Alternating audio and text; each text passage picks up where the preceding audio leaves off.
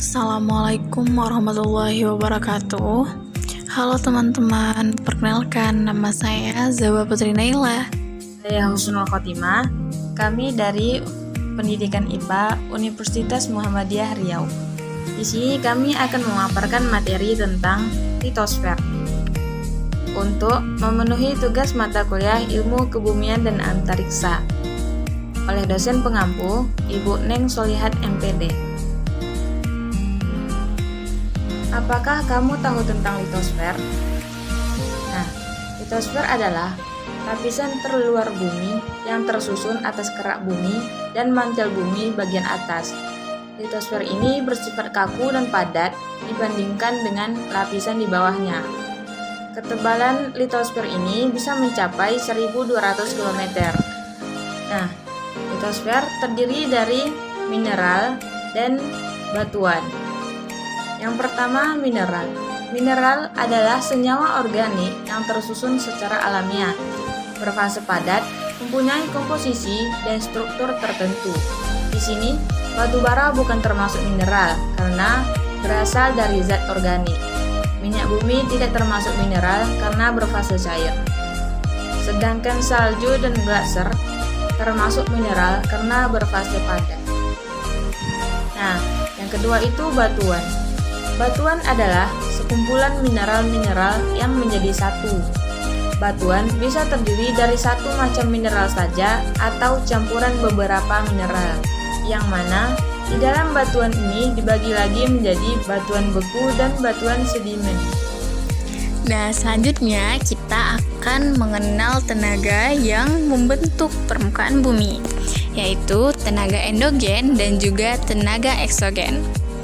Pengertian tenaga endogen. Tenaga endogen adalah tenaga yang berasal dari dalam bumi yang menyebabkan perubahan pada kulit bumi.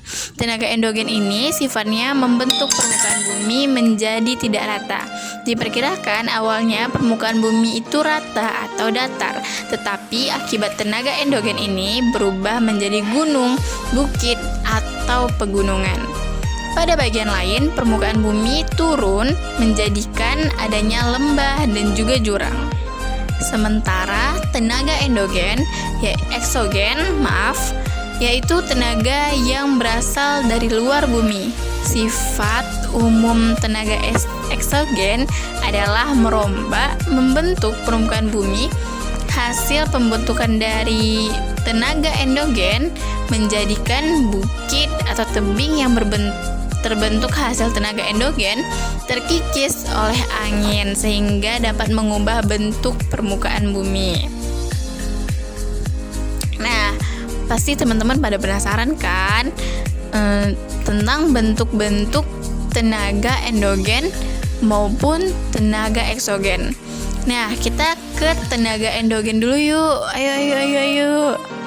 Bentuk-bentuk tenaga endogen yang pertama yaitu tektonisme atau gerakan dari kerak bumi.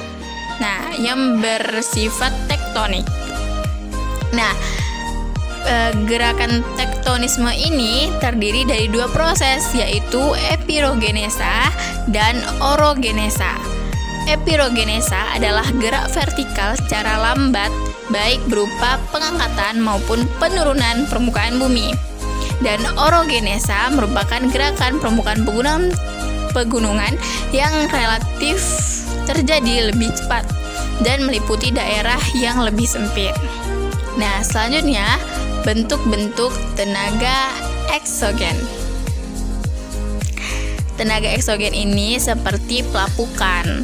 Pelapukan bisa disebabkan oleh sinar matahari, air, gletser, reaksi kimiawi, kegiatan makhluk hidup, dan lain sebagainya. Kedua, erosi.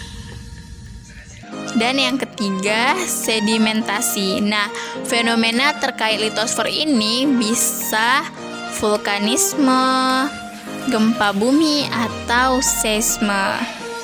Segitu saja. Terima kasih.